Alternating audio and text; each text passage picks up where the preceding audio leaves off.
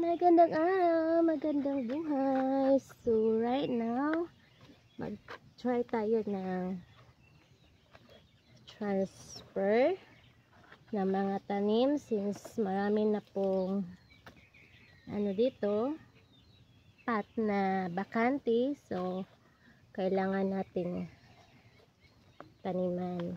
And let's see and wait kung mabubuhay ba ito. So paanuhin muna natin yung mga lupa. So marami pong mga pat na namatayan ng tanim. So sayang naman yun. So tataniman po natin. Marami naman pong pagkakuhaan. So ito po, madami na siyang ano ba to? Sa Bisaya, isalingsing. So kukuha tayo ng ilang piraso. Ito transfer po natin.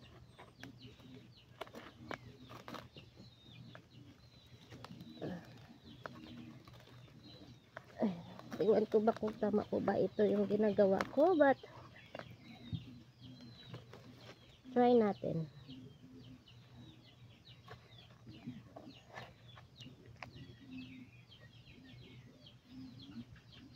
Nakagawa na po ako nito. So nabuhay po siya.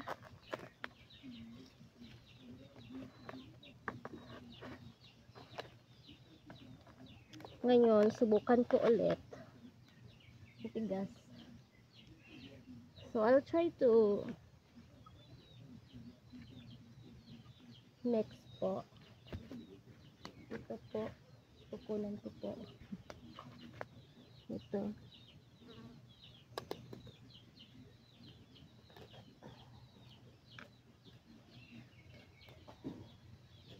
Plantita talaga ngayon. Plantita. Sorry po mga kaplantita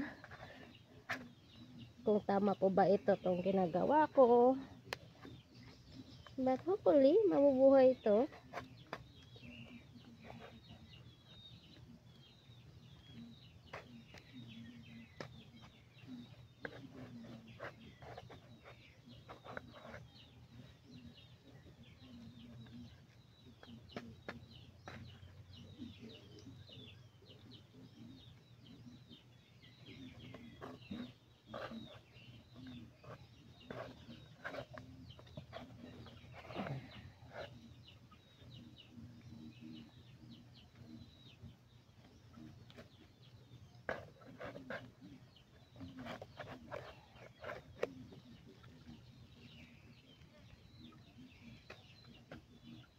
Tapos na po tayo sa isa.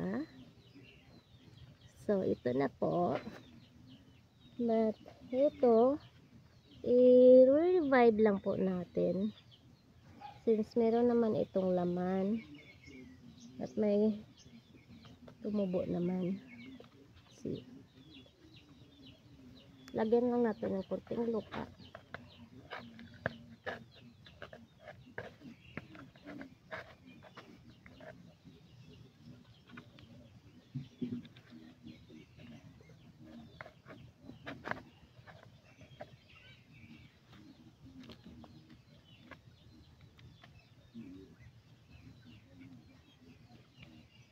Hopefully, maano po ito siya. Kasi parang kinakain po nito ng kambing. So, marami na po. Ito, isahanapan ko po ng ibang tanim kung ano po ang mas maganda. Ito, isauli po natin ito.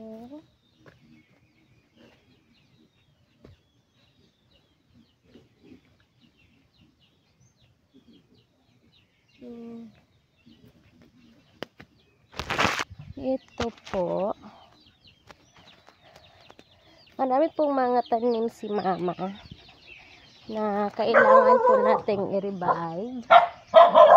Pasensya na po sa mga aso.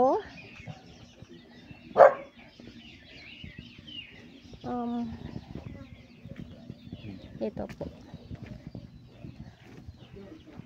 Mainit po ngayon. Alin po dito ang maganda? I think alin po? Parang mainit po talaga. Ito transfer lang natin. Parang ito. Sayang naman. Sira na kasi. So, yes. Mga palangga. Medyo mahaba na po ito. So, transfer lang na po natin. Meron namang dalawa ko. Okay, God bless po. Bye. Ingat kayo.